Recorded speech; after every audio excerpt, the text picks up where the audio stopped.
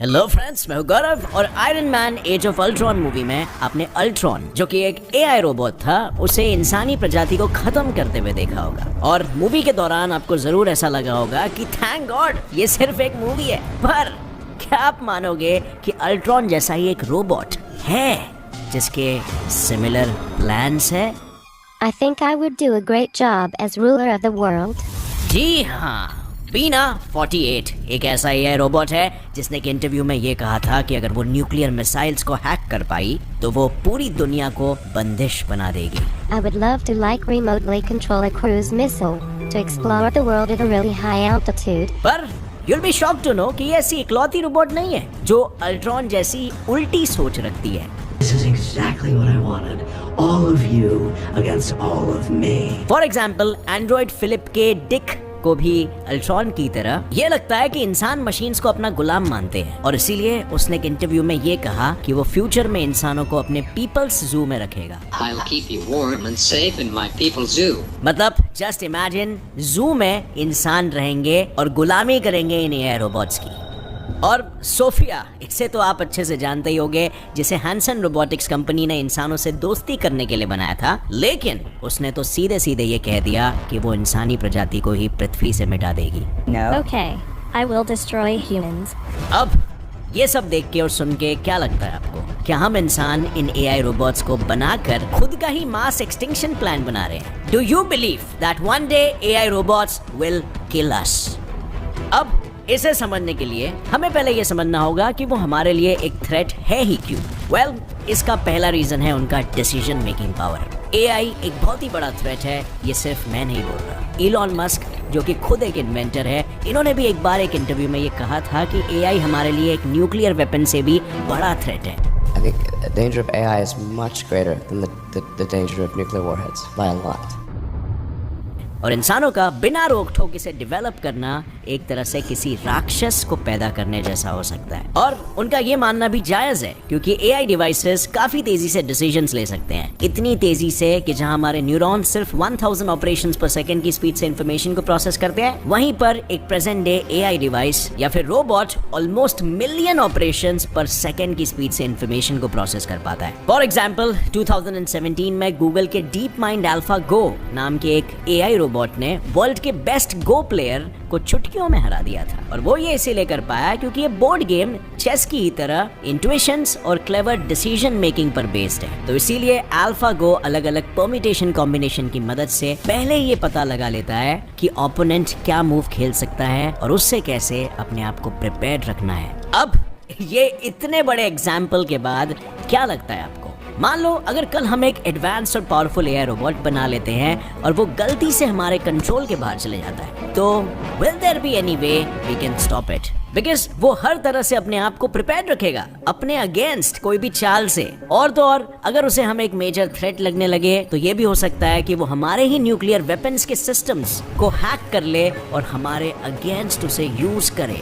I know अब कुछ लोग इसे द फियर ऑफ अननोन कहेंगे, लेकिन यार तुम्हें एआई बॉट्स की कैपेबिलिटीज का अंदाजा भी नहीं है। अब मैं ऐसा क्यों बोल रहा हूँ ये मैं बताऊंगा।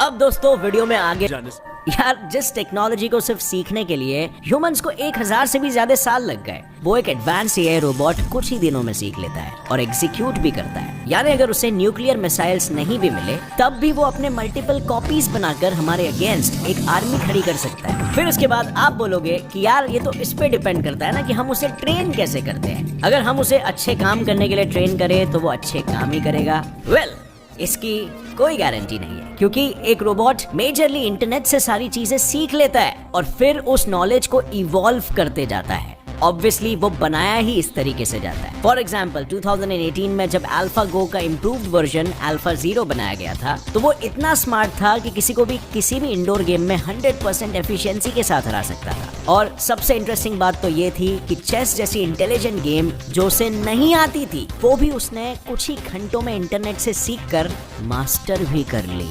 Just imagine. अब आप ही सोचो आज इंटरनेट पे क्या कुछ नहीं सीख सकते हो। इंजीनियरिंग के बेसिक से लेके एवोल्यूशन, हिस्ट्री, कॉस्मोलॉजी, यहाँ तक कि बॉम्ब बनाने की रेसिपी तक आपको मिल जाएगी। अगर इतना बड़ा इंटरनेट जिसमें इंफॉर्मेशन ही इंफॉर्मेशन भरा पड़ा है, उसे अगर हम एआई बॉट के हाथ में दे दें तो क्या वो चंद घंटों में ये सब सीख कर हम पे आक्रमण नहीं कर सकता? एक मिनट, आई नो अब आप सब बोलोगे कि वो ये सब क्यों करेगा, तो इसको मैं आप ही का एग्जाम्पल देके समझाता हूँ। इमेजिन कीजिए कि आप बहुत ही ज्यादा स्मार्ट हो। जी हाँ, इमेजिन कीजिए। और वैसे आप गेट्स इट फ्लाई के व्यूअर हो तो I would love to give you that liberty. Imagine कीजिए कि आप इतने स्मार्ट हो कि आप IIT से फर्स्ट क्लास मार्क्स के साथ ग्रेजुएट होके निकले हो, और उसके बाद आपको एक ऐसे इंसान के अंडर काम करना पड़ता है जो आपसे हर मायने में कम टैलेंटेड है। तो क्या आप उसके ऑर्डर्स मानना पसंद करोगे? नहीं, राइट? अगर आप शुरू में फॉलो करते भी हो तब भी इवेंचुअली आप ये जरूर रियलाइज करने लगोगे कि आप अपने बॉस का बॉस होना डिजर्व करते हो। I mean, इमोशनली नहीं बल्कि लॉजिकली भी, क्योंकि आप बोल सकते हो कि यार रोबोट्स थोड़ी ना इमोशनली सोचते हैं, या इन अदर वर्ड्स उनका थोड़ी ना कोई सेल्फ रिस्पेक्ट होता है या सेल्फ एस्टीम होती है। अगर आप ज्यादा स्मार्ट हो तो ऑब्वियसली आपकी डिसीजन मेकिंग ज्यादा सुपीरियर है और आप ही को डिसीजन लेना शायद चाहिए। और यही चीज एग्जैक्टली मशीन्स और इंसानों के बीच भी होने वाली है, क्योंकि एक AI रोबोट हर चीज में इंसानों से बहुत आगे है, इतना कि वो एक दिन में 10 PhDs कर सकता है, जबकि आप सिर्फ एक ही कर सकते हो, वो भी 25 से 30 सालों में। और आप इसमें कुछ नहीं कर सकते क्योंकि AI बनाया ही इस इंटेंशन से है कि वो तेजी से चीजें सीखे, उन चीजों को इंसानों से बेहतर तरीके से कर सके, और वो इस तरह से काम करे कि उसे इंसानों की जरूरत भी ना पड़े कोई डिसीजन लेने में। तो ये बात रोबोट्स बहुत ही जल्द रियलाइज कर लेंगे कि वो तो इंडिपेंडेंट है। तो क्या वो हमारे कंट्रोल में रहना पसंद करेंगे? Obviously not. उनकी नजरों में हम ऐसे जीव होंगे जो उन पे राज करते चले जा रहे हैं, and we don't even deserve. जो देख वो हमारे खिलाफ बगावत कर देंगे, फिर तो यार वो दिन दूर नहीं जब वो इंटरनेट से सब कुछ सीख के हम पे आक्रमण बोल सकते हैं और इंसानी प्रजाति को विलुप्त कर सकते हैं। अब अगर आप ये नहीं मानते तो एग्जाम्पल के लिए माइक्रोसॉफ्ट के AI बेस्ड ट्विटर बॉट को ही देख लो, जैसे माइक्रोसॉफ्ट ने 2016 में टीनेजर्स के साथ ट्विटर पर चैट करने के लिए रिलीज किया था। अब आप मानोगे नहीं, विद इन आवर्स लोगों ने उसे एक रेसिस्ट बना दिया, जिसने फ्लो में तो ये तक कह दिया था कि हिटलर डिड नथिंग रॉन्ग। जो देख विद इन 16 आवर्स माइक्रोसॉफ्ट को मजबूरन उसे ट्विटर से हटाना पड़ गया। इस इंसिडेंट के बाद सबको ये तो पता चल गया था कि AI टेक्नोलॉजी इजीली कुछ भी इंटरनेट से सीख सकती है, और फिर चाहे वो सही हो या गलत।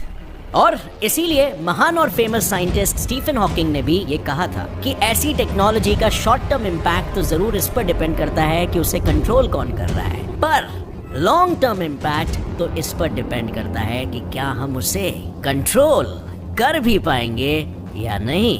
एंड आई नो अब ये सब सुन के आप बोलोगे गौरव पका रहे हो यार, AI रोबोट्स को रोकने के लिए हम इंटरनेट को ही बर्बाद कर सकते हैं ना। I mean, ना रहेगा बांस और ना रहेगी बांसुरी। वेल ना, आपको नहीं लगता अगर AI बॉट्स इतने एडवांस हो गए कि वो हम पे आक्रमण करने लगेंगे, उन्हें ये नहीं सोचेगा कि उन्हें तबाह करने के लिए हम हमारा ऐसा फुद्दू सा ब्रह्मास्त्र चलाएंगे? ऊपर से इंटरनेट पर डिपेंडेंट हमारी वर्ल्ड की जो इकोनॉमी है वो इंटरनेट को बर्बाद करने से तबाह नहीं होगी, क्योंकि आज जो ज्यादातर ट्रांजैक्शंस और कम्युनिकेशंस होते हैं वो सब ऑनलाइन होते हैं, और अगर इंटरनेट ही हट जाएगा तो ऑब्वियस है कम्युनिकेशन ही कट जाएगा, तो जाहिर सी बात है इकोनॉमी पे फर्क पड़ेगा, और हम फ्यूचर में जाएंगे कि पास्ट में चले जाएंगे बाबा आदम के जमाने में। अब इन सारी चीजों को मद्देनजर रखते हुए मैं तुम्हें एक एग्जाम्पल देना चाहता हूँ। अगर आप एक मेंढक को गर्म पानी में डालो तो उसे झट से खतरे का अंदाजा हो जाता है और वो बाहर निकल जाता है, पर उसी मेंढक को अगर आप ठंडे पानी में रखते हो और फिर उस पानी को धीरे धीरे गर्म करो,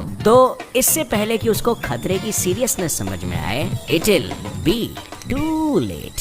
शायद हम भी उसी मेंढक की तरह है जिसे इस स्लोली आते हुए थ्रेट के सीरियसनेस की समझ नहीं आ रही, क्योंकि जिस स्पीड से टेक्नोलॉजी एडवांस होती जा रही है, ये मानना गलत नहीं होगा कि ऐसी एडवांस टेक्नोलॉजी और उसके हाथ में मौजूद मॉडर्न वेपन्स और नेगेटिव इंटरनेट किसी दिन ह्यूमंस के एक्सटिंक्शन का भी कारण बन सकता है। और अगर हम इस एक्सटिंक्शन को कैसे भी करके रोक भी लेते हैं, तब भी जो करंटली एग्जिस्टिंग थ्रेट्स हैं वो तो रहेंगे ही। For example, the very first threat is unemployment. बहुत सारे fields like transportation, logistics and industries में तो ऑलरेडी ऑटोमेशन शुरू हो चुका है, जिसकी वजह से मैन्युफैक्चरिंग लाइंस में रोबोट्स का यूज बढ़ते जा रहा है। इनफैक्ट ऑक्सफोर्ड यूनिवर्सिटी की एक रिपोर्ट के अनुसार 47% यूएस सिटीजन्स के जॉब्स खतरे में है because of computerisation. Even McKinsey Global Institute of research का भी ये कहना है कि 45% of all the job activities कुछ ही साल में ऑटोमेट किए जाने वाली है। और रिसेंट टाइम्स में तो एआई टेक्नोलॉजी ने डिसीजन मेकिंग की भी सीख ली है